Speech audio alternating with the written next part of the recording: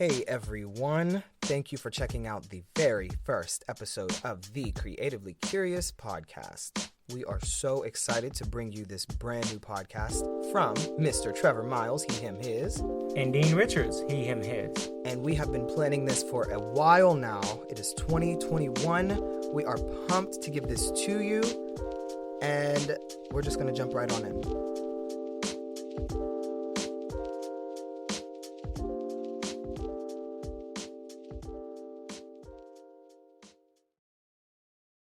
Mr. Dean. Yes. Are you happy? Should I be sad? Does the world excite you today? What excites anyone today? Do you feel weighed down by what's going on in the world? Should I even care about what's going on out there? Do you feel you should be more active? Do you know ways that I can be more active? Do you feel whole? Do I care if part of me is gone? Do you think there's anything you need to let go of? Do you want to hold on to something? That leads us to a very interesting topic today. 2020 made us really evaluate what's important in our lives, who's important in our lives, what relationships we need to cultivate, and maybe which we need to let go of. A lot of us lost our jobs. A lot of us started out new jobs. This episode today is going to talk about the different levels of letting go, whether it's a career, whether it's a relationship, or whether it's something that is not serving you anymore. Something I want to let go of is social media. I don't have that problem so much. I believe that something I want to let go of is spending time on things that don't help me grow in ways that I want to grow. Work. I want to unpack a little bit about social media because it's not, clearly I can't let it go. That's very much what our world is today. That is the easiest way for us to connect with family, friends, coworkers. We're all on Zoom now. Facebook is bigger than ever. Instagram, WhatsApp for my international contacts, right? Nobody has roaming charges and all that to do. So I can't let it go, but I know that I need to very much watch how I'm participating with it and what energy I'm putting into it. So I think what I'm after more so than letting it go is restructuring how I think about it and how I operate with it.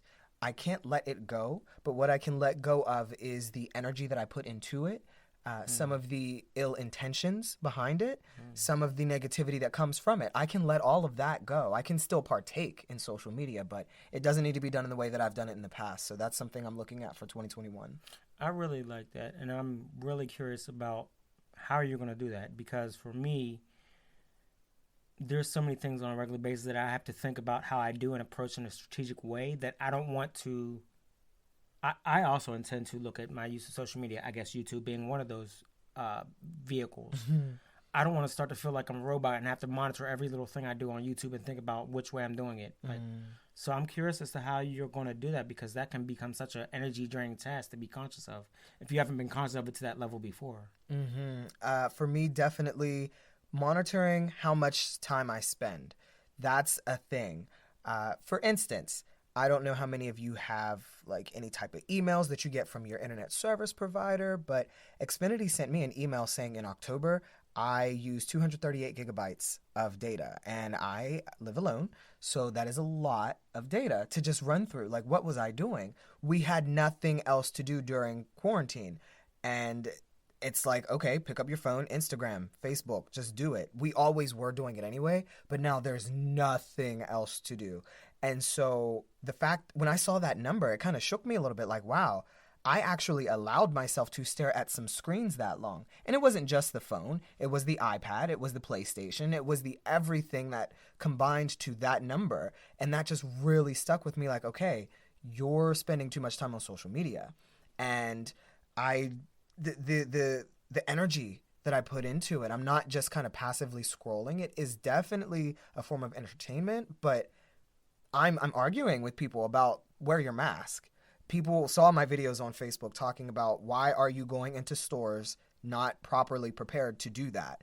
Respect other people who are outside. Like, I can't keep feeding those type of discussions. I can't keep feeding into the political discussions. And I called myself being a social justice warrior last year, and that was great. But like, I had to go to sleep with that and with that energy and with whatever relationships I had, I think, damaged. Some of them needed to be, right? Some of them things needed to happen, but I had to still feel that feeling after I logged off. So, like, what are the implications of social media after you're still not staring at the screen? I had to sit with that. I can absolutely understand it because I, too, in a way, I've never been a big Facebook user, but I kind of got on my social justice warrior kick as well. And for a good bit there, I was posting or sharing, rather, content that was related to social justice issues. And I was making it a point to do it every day, but that got draining. And when I logged off or closed the app, my mind was still going with that. And that can be a big commitment if you're somebody who isn't on Facebook that much in the first place, because it's already overwhelming as it is. And I'm telling you, I definitely did this back in December. I set like a digital well-being app on my phone that only allows my screen time to be about 6 hours, because I also get some analytics from my phone saying how much I went on Snapchat, how long I was on Instagram, wherever. And when it was saying screen times of like 12 hours and such, I'm like, hey, 24 hours in a day, you were staring at something for 12 hours and it wasn't making you money. I wasn't getting paid to sit on YouTube, right? So that's not working. That's not it. So I know that is one method that I definitely have taken, is using some trackers, using these digital monitors to see how long am I spending time on this? What am I doing on this thing?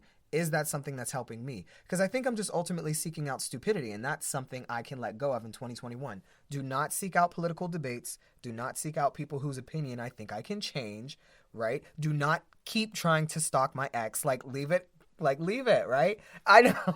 That's that comes with a lot of drama.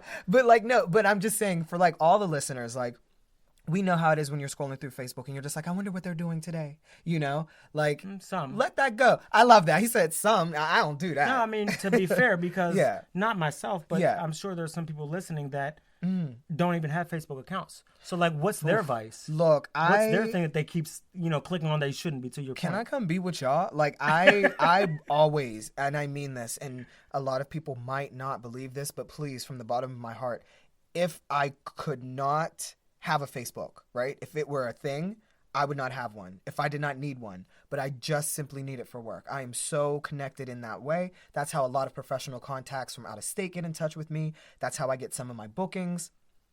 Facebook is unfortunately a necessary evil right now, and I hate it. I agree. I really like the way you laid that out, because some people have a very poor habit of blurring the lines between want and need. You need that because it links you to money. People start thinking they need that because it's satiating some desire they have to be increasing their melatonin in their brain or something. Listen, we got to talk about that though. That's important to me. The reward, right? The little trigger that you get from like, oh my God, I have 18 notifications. What? 14 people liked this picture. I just posted it 10 minutes ago. Like, it does something for you. Actually, you know what? They're not increasing their melatonin. They're increasing their dopamine levels. There we go. What did melatonin make you go to Melatonin sleep? puts you to sleep. I got my stuff mixed up. No, that's Sorry, fine. y'all, wrong drug. No. Sorry, Oh, y'all. you're wrong drug.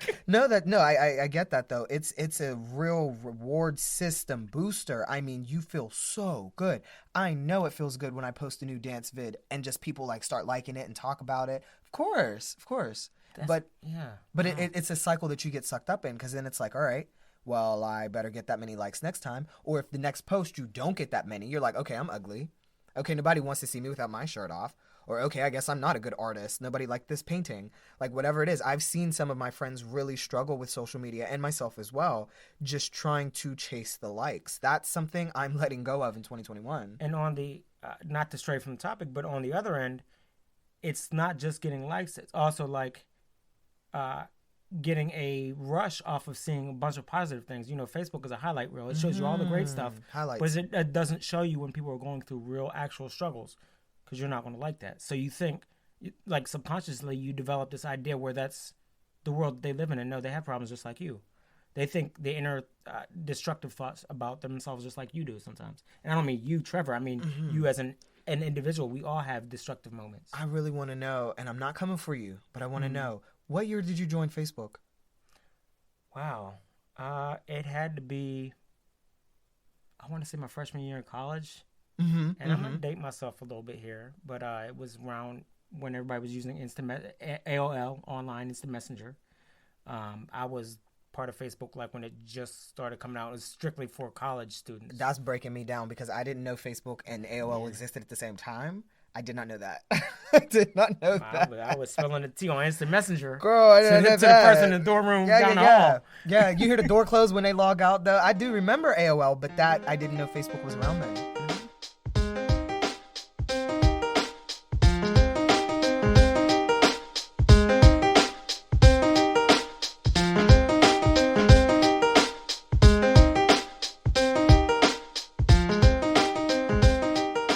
I didn't join Facebook till maybe 2007 or so. I remember being a senior in school, and some of my friends were talking about it. Oh yeah, I want to sign up for this thing called Facebook because, you know, in college, that's how I'm going to be able to connect with other people from other universities, professors and stuff. I was like, Facebook? We got MySpace, the top 8. Like, what are you talking about, Facebook? So I signed up for it, and I was like, oh. And then all the apps needed it, and I was like, oh, I can't delete this thing. I don't like this thing, but I can't get rid of it. And you know they were so smart when they did that, because when you first started, if you don't know, Facebook was for college students, and so to register you had to have an email that had a pitt.edu, cmu.edu, like a college ending email. And then they broadened it to where anybody could sign up with an email ending in any kind of format. So they got more and more people that felt like, oh God, I can't get out of this world. I have to stay attached to this world because it's in everything, embedded. How many apps? And this is very much during, so this would, for me, would be 2012 or so. Yeah, I remember having an iPod Touch, and all the apps started to ask, hey, do you want to sign up with Facebook? And it was just so much easier to do that than to try to remember your email or try to sign up for a new thing or like, what's my guest 40839? Like, no, just put Trevor and then whatever. And then I remember one day going in the settings of Facebook to see how many different things it was linked to from years ago. And I just did that recently. And I was like, what are these games I was playing like a decade ago? Like, they're still on there. And then that's how they get your like data. And that's also how they get your life. That's how you get your stuff hacked. It's like, yeah, please everybody. I know you've probably heard this already, but go into your settings and check and see which apps have permissions to your Facebook and your other accounts. Stop right there, criminal scum. Think about something big like Facebook being a, you know, in quotes, monopoly. But aren't they? They run everything. They do. Like, I remember when Facebook took Instagram. I remember when Facebook took WhatsApp. You can see their little logo on everything. You need it to sign up for everything. Is it fair for a company to be that big? And then when we try to break away from something like social media, Facebook virtually is like, no. Do you want to lose contact with your entire world? You can delete the account if you want. And what are you going to do? You're going to go back to writing letters? We're not. So like they have kind of backed us into this wall. I'm not saying I'm a Facebook hater, but I do not like the control it has over all of us. And like I said, it's very much, it also has control over our business. Like for dance now, things are digital. I see so many companies streaming classes online, Facebook Live, or different musicians posting Facebook Live. Like they made it so easy for us to do what we do and do it in different ways. We almost don't have a choice. Because what other outlet are you going to use to get those numbers, to get monetization, to get advertising? Like they have the game wrapped around their finger. And so I'm not against them kind of being knocked down a couple pegs. I don't want Facebook. I actually don't want it. I don't like it. I love that I get to stay in touch with all of you, but I don't like it. I don't like the amount of time that it takes from my life and has taken, unhealthily so, and then just work-wise so. I don't care for it. I don't care for how much they know about me. And every place I've ever been and every picture I've ever posted somehow has a tag from Facebook, like on the map. Like I didn't do that. Instagram did that when I looked. Like, and it was cool at first. Like, oh, wow, the map of me in Canada. Oh, look at that tag. Wait, I was in Minneapolis. Like, I love that. But then I was like, wait, but y'all know everywhere I've ever stepped foot. Like that's really uncomfortable for me.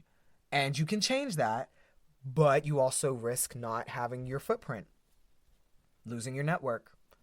You have to kind of weigh it. And when you work in arts and the performance space, that stuff is key. So it's a double-edged sword for me. I'm trying to negotiate how I can continue to use social media in a productive way, but not be inundated. That's what I want. That's my 2021. I'm going to say that 1,000 times because I'm speaking that affirmation. Social media cannot be my life like it was in the past, because I very much fell into that, and that wasn't it. I am curious as to how you'll make progress in that goal. I know one thing you said is your phone has a well-being app where it can shut you out of the phone if you've gone exceeded X number of hours on social media. But I also know that you told me, boy, I can just enter the code and go back to what I was doing. So, like, what's one way you're going to keep yourself accountable towards this new goal? And sorry, one other point is that I'll add is I think that you shared the sentiment that I'm about to say, which is it's a goal for yourself that you decided is now. You're not doing it just because it's a new year.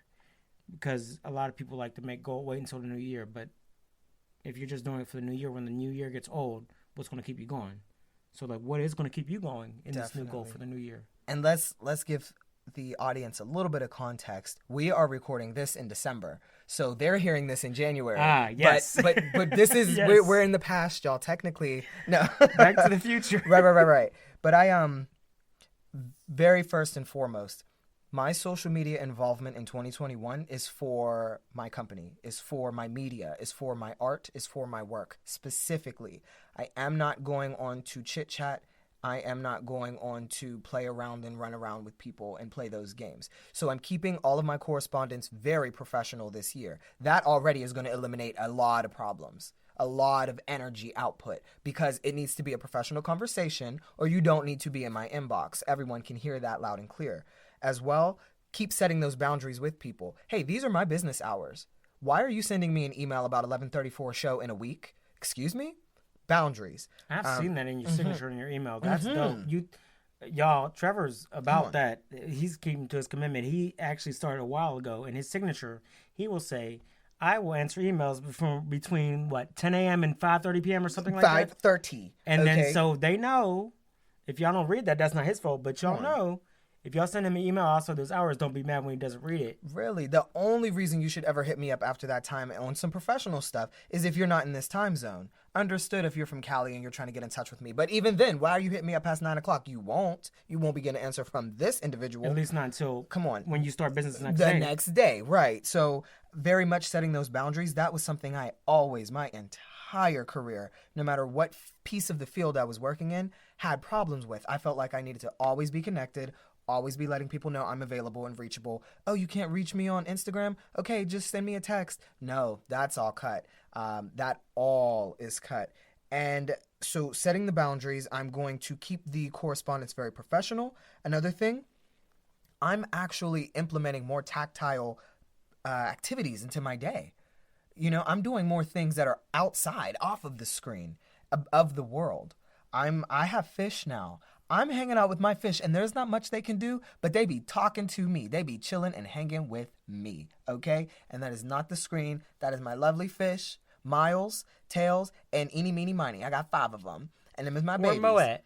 Mo is the snail that I'm going to get soon. Remember, soon. A snail is coming. No pressure. No pressure. When I hear Eeny, Meeny, Miny, I just immediately hear Mo. I can't wait till Mo gets here. Stop it. No. But yeah, I've been working out. I hop back into journaling, which feels so good to go back to writing. It's been so long because I've just been so focused on the stage for so long. So to get back to writing, to get back to putting the pen on the paper, come on. Yeah, other activities off of the screen. Again, I'm not touching screens unless it's for business for real anymore. I don't even watch TV. Y'all know I love Judge Judy. I don't even watch her no more. I had to turn that off. She got money whether you watch her or not. So she do. No, you got me thinking because I was sitting here thinking about, I wanted to, initially I stated that I wanted to give up things that weren't advancing me in the ways that I want to go forward. And you had me thinking about things that I've been doing that have not been advancing me.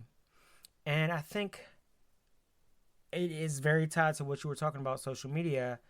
I think there was, and I want to take a slightly different angle. I have been filling my time with stuff that was just mindless. I would sit around and like sleep a lot, or I would watch TV shows here and there that would be just mindless stuff. They wouldn't be anything. And I'm not saying I want to be like hyper productive, but I think that I want to let go of those type of things, especially because I have the tendency to work too much. And one person can only work but so much, and then they don't enjoy their life because they work too hard.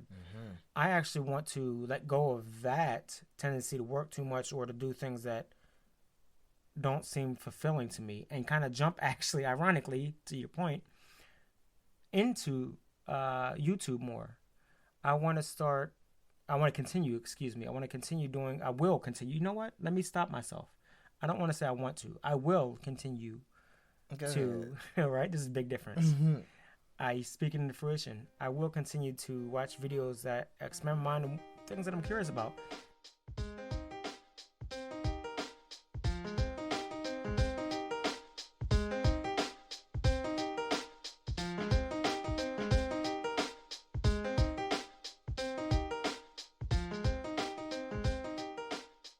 Since this quarantine, I've started watching more videos about tools, learning about tools I don't know how to operate. I've bought some tools. I've watched videos about cooking. I'm learning. I'm decent, but I'm still learning. I'm not gonna boil water, and I'm not gonna burn water or nothing.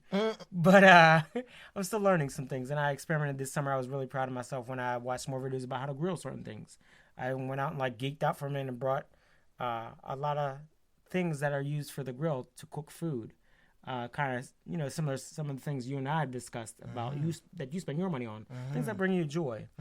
And so I want to continue learning more about that. So, when the weather warms up, I can cook this new dish or be self-sufficient, and I can just, find more joy in the things that I do that I'm not getting paid for. That makes no sense to spend time doing things I'm not getting paid for and I'm not enjoying them. I think that's kind of a central thing that we both touched on in a way. Just doesn't make sense. Look, you hit the nail on the head right there. We do these things, put this energy out, exert time, money, resources, but we don't get any money back. Like, I know you pay for YouTube Premium because Dean is rich. Yo, and then I ain't got time for the ads. I need to maximize my time. That's what that is. Right. No, I like that we both were, even if they're on different pieces of the human landscape, still they just say we want to still keep moving, but we want to better mitigate how we're doing these things and do things that give us some joy. I do want to, like I said, I do want to do social media, and I do love to connect with all of you, but it needs to be just simply done in a more healthy way. I want to let go of the negative aspect of that world. No more feeding into the negativity. You said, I don't want you to give up your naps, though. That's important. Self-care. Naps is different from sleep. When I'm sleep, I'm sleep. I was going to say, I'm out for naps hours. Naps is liberation, y'all. Nap as much as you can. I aspire to get to be able to take power naps. Okay. The way my body goes and the way I'm naturally set up, that's what's making it hard. I'm the type of person where I go, then I crash. I'm ready to sleep for hours. I don't naps. If I take a nap in the middle of something where I'm trying to accomplish something, I'm pretty much either I'm asleep for a large portion of the day and it's gone, or like I don't have the mental capacity to continue being productive for the day thereafter. How long is a power nap, though? A nap that's supposed to give you power thereafter. I'm not getting power after I done been asleep for an hour. How long is it? Because I've tried before in the past, and like, oh my god, like 20 minutes maybe, but I still am tired. You know what? It all depends, and I'm totally going to sound old right now, but I don't care. I think when I was 18, maybe 20, I'm going to take a half an hour nap. I would take a half an hour nap and be up and be good to go. I think the older you get, for me, my personal experiences, though, a power nap is not 20, 30 minutes. It's like an hour to 2 hours. Like 2 hours, come on. That's a power nap for me at this stage in my life. 2. I will sleep for 2 hours, and that feels correct.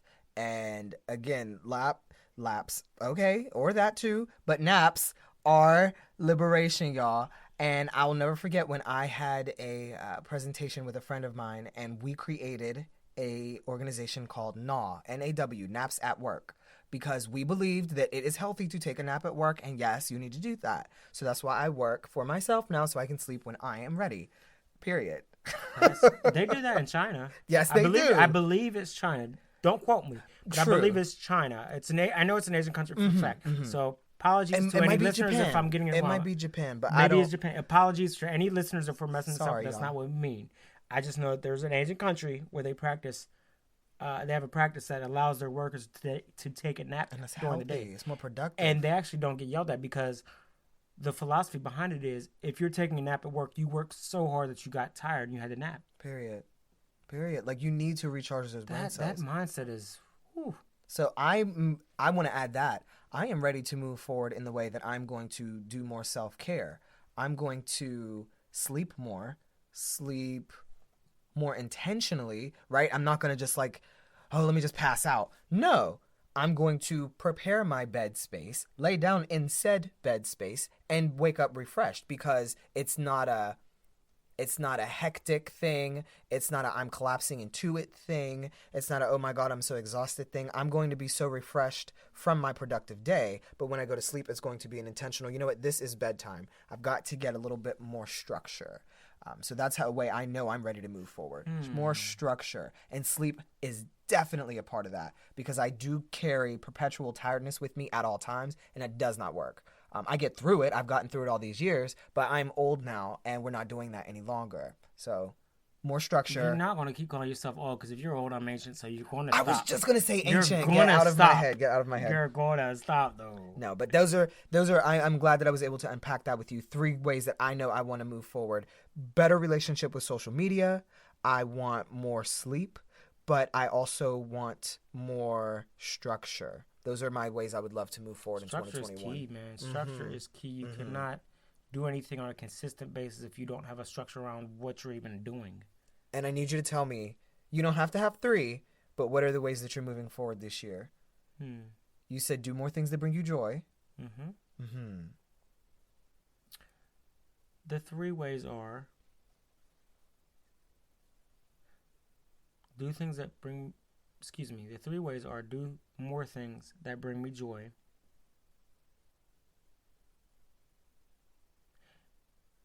Be clearer in my communication of my expectations. And not to say that I'm trying to be unreasonable, but like if there's somebody that's in my close proximity, whether that's a friend or a family member, letting them know what I expect and how I expect it, but also hearing them out. So if there is a need to come to a compromise, we can do that. And we can both walk away from the table feeling respected and heard. Third thing. You be so philosophical. I love it. Third thing is learning more about what I need to feel like I'm living a daily life that feels worthwhile is a bit strong of a word to use, so I don't want to use worthwhile, but living a daily life that feels like it's got moments of joy throughout. I think that, I've especially lately, with me being in a fellowship as it currently is until at least October of this year, I don't know what my next step is. And I need to figure out, what I'm looking forward to my next step being. If that means I have to let go of certain possibilities, professional possibilities, or if that means I have to be more open to taking risks and therefore letting go of structure, letting go of like certainty, not structure, certainty. Because when you're willing to take more risks and be open to see what's out there, you have to let go of a certain amount of certainty. Yeah. And that's uncomfortable. It can be scary. I mean, I've done it a lot in the last 5 to 6 years, but like at every pass, when you have to do that, it doesn't get any easier for those people who have built lifestyles where they have others dependent upon them their ability to earn income, or they have built for themselves a lifestyle that is dependent upon a certain level of income. That can be scary. So part of me does, I guess I could say, envy your ability to set your day up in that way. But part of me is also curious as to maybe that'll be my reality a little while from now. Who knows? But I'm starting to think about it. Hence, it being one of my goals to really look more into what makes me happy on a daily basis. I very much look forward to exploring with you and with our listeners what makes them happy and ways that they are looking forward to moving forward in this new year. Not New Year's resolutions of yours. It doesn't have to be because it's a new year. It has to be because it's a new time. So let's make it a new day. Tell us in the comments. Reach out to us. You know how to hit us up. YouTube, Instagram, Facebook, all the things I said I don't want to be a part of, but I'm going to be there just for you and only you. Okay? So we have to sign off. We have to get going, everyone. But we had an amazing first episode with you all. We love talking to you. We have gotten some incredible feedback. Shout out real quick before we go to our pilot group who helped get us here. We have not forgotten you. Invisible snaps. Y'all can't hear it because I don't want to hit the mic, but snap, snap. I'm going to put a snap sound in right here. Because if it was not for our pilot group, we would not have known what direction to really take with this thing. And so we just very much appreciate y'all sitting with us for the time that you did, hearing us do our first. We have some long lost hidden episodes that the world will never know. And we thank y'all for helping out with that, for sure. But we got to get going. We appreciate you. My goodness. Thank you. Good luck with everything that you are planning to do in the future. This has been a Trevor C. Media production. Thank you for listening. You can find more Trevor C. Media content on iTunes, Spotify, YouTube, or wherever streaming services are available. Don't forget to check us out on Instagram and Facebook. But not so much Facebook, because we just talked about that, right?